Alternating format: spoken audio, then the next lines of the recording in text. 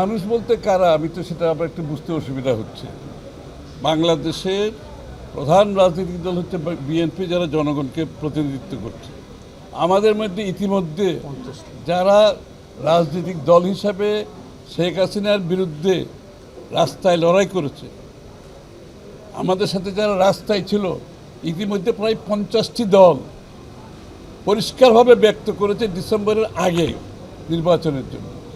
এবং সাথে সাথে সংস্কারের যে কথাগুলো বলা হয়, যে সংস্কারের ব্যাপারে যেখানে ঐক্যমত হবে সেই সংস্কারগুলো ইমিডিয়েটলি করে নির্বাচন কমিশনকে বলা হোক নির্বাচনের দিনক্ষণ ঠিক করে রোডম্যাপ দিয়ে নির্বাচনের দিকে এগিয়ে যাওয়ার জন্য।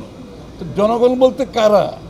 এখন জনগণ বলতে যদি কোনো একটা বিশেষ গোষ্ঠী সুবিধাভোগী, যারা গণতন্ত্রের বিরুদ্ধে গিয়ে, জনগণের ভোটাধিকারের বিরুদ্ধে গিয়ে গণতন্ত্রকে সংস্কারের মুখোমুখি করছে, অথবা কোনো বিশেষ সুযোগ সুবিধাভোগীদের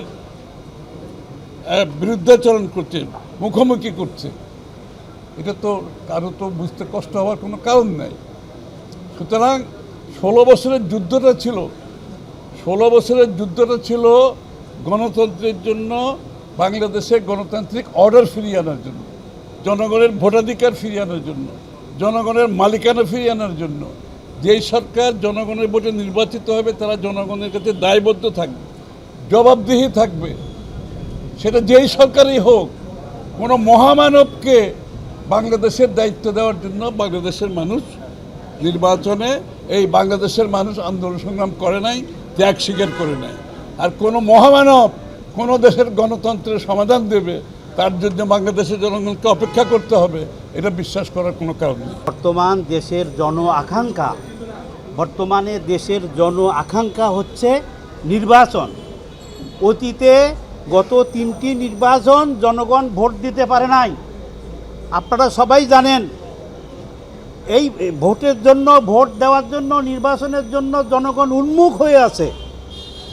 এই সরকারের যদি সদিচ্ছা থাকে, ইন্টারিম গভর্নমেন্টের, আগামী জুলাইয়ের শেষ সপ্তাহে ইলেকশন তারা করতে পারে। সেখানে আমরা সবাই মিলে বলতেছি আগস্ট, সেপ্টেম্বর, অক্টোবর, নভেম্বর, ডিসেম্বরের মধ্যে অন্ততপক্ষে একটা সুষ্ঠু নির্বাচন করার ব্যাপারে। সুতরাং ডিসেম্বরের মধ্যে যদি নির্বাচন করতে হয়, আগামী মাসের মধ্যে নির্বাচনী রোডম্যাপ এই সরকারের থেকে আমরা চাচ্ছি। এই সরকারের কাছে আমি আবারও অনুরোধ জানাচ্ছি যে আপনারা অতি সত্বর নির্বাচনী রোডম্যাপ দেন, জনগণের আকাঙ্ক্ষা আপনারা পূরণ করেন। জাতীয়তাবাদী দল বিএনপির সাথে আমরা একসাথে এতটি বছর আমরা একসাথে কাজ করেছি, কাজ করে যাব। আমরা এই সংকটময় চাই অতি দ্রুত নির্বাচন দিবে, আগামী মাসের মধ্যেই রোডম্যাপ দিবে নির্বাচন করার জন্য। এবং আমরা দেশের মানুষ সবাই উদ্বিগ্ন হয়ে আছে সুষ্ঠু একটি নির্বাচনের আশায়। আমরা চাচ্ছি আমাদের অন্তর্বর্তীকালীন সরকার আমাদের যেন নির্বাচন দিয়ে আমাদের দেশটিকে সুষ্ঠুভাবে আবার পরিচালনা করার সুযোগ করে দেন। আমরা বিএনপি সহ যারা যুগপৎ আন্দোলন করেছিলাম, দীর্ঘদিন ভোটাধিকারের জন্য লড়াই করেছি, কিছু মানুষকে বিশ্বাস করে অন্তর্বর্তীকালীন সরকারের দায়িত্ব দেওয়া হয়েছে। কিন্তু আমাদের মনে হচ্ছে তারা দ্বিধাবিভক্ত এবং লোভ করছে ক্ষমতায় দীর্ঘদিন থাকার জন্য। তাদের এই লোভের বিষয়টি কথাবার্তায়, আকারে, ইঙ্গিতে তারা এটা দেখাচ্ছে।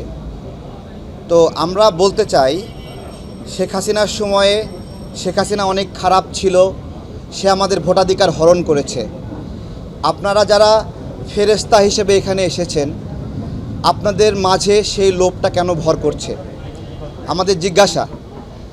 সংস্কারের কথা বলছেন, তো আমরা তো সংস্কারের মতামত দিয়েছি, এখন মতামত অনুযায়ী আপনারা বাস্তবায়ন করেন, এটা হলো আমাদের কথা। আপনারা বাস্তবায়ন করবেন। আপনারা বলেছিলেন যে কোন কোন দল কি কি মতামত দেয় ওয়েবসাইটে দেখাবেন। বিষয় তো দলগুলোকে আপনারা লজ্জা দিতে চান, এই তো?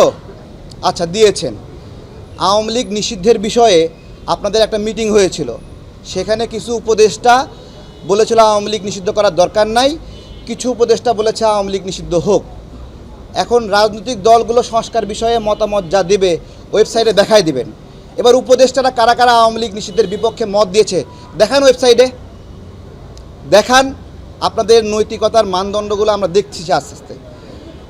1971 সালের যে মুক্তিযুদ্ধ, এইটা মুখ থুবড়ে পড়েছে 1972 সালে।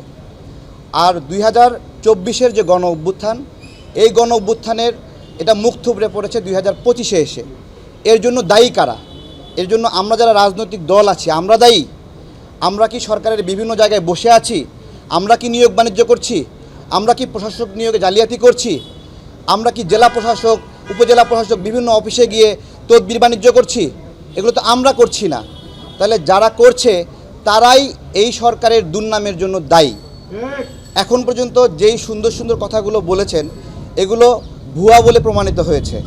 এর মধ্যে আপনারা বলেছেন যে তিস্তা নদীতে গজল ডোবার বিপরীতে একটা বাঁধ দিবেন, এটা একটা ভুয়া তথ্য।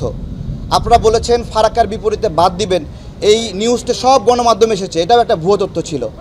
বলেছেন, হ্যাঁ আমরা এগুলোই আমাদের আলোচনায় হয়েছে, আমাদের আলোচনায় এগুলোই এসেছে।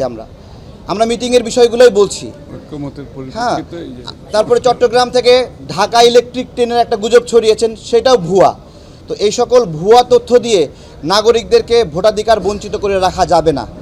আমরা বলেছি ডিসেম্বরের মধ্যে নির্বাচন করতে হবে। ডিসেম্বরের মধ্যে মানে কি 1 জানুয়ারি, 5 জানুয়ারি? তা না, কিন্তু ডিসেম্বরের মধ্যে মানে এটা নভেম্বরে হতে পারে, এটা আগস্টেও হতে পারে। যদি সংস্কার সম্পন্ন হয়, নির্বাচন কমিশনের প্রস্তুতি থাকে, হতে সমস্যা কোথায়? তাই নয়, আপনাদেরকে তো ক্ষমতা উপভোগ করার জন্য দায়িত্ব দেওয়া হয় নাই।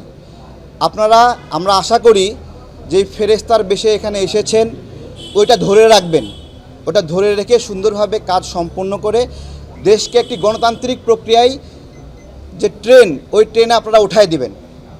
দেশটা জনগণের দ্বারা নির্বাচিত সরকারের হাতে চলবে। এবং অনেকে আমাদেরকে ট্রোল করছেন, জনগণ বলার সময় তাদের নামটা যেন না বলি। জনগণের একটা অংশ যদি বেনিফিট পায়, বেনিফিশিয়ার হয়, তারা ভোটাধিকার নাও চাইতে পারে, কিন্তু যেই মানুষগুলো ভোটাধিকার চায় তারা জনগণ, এবং সেই জনগণের অধিকারের জন্যই ভোটাধিকার নিশ্চিত করতে হবে।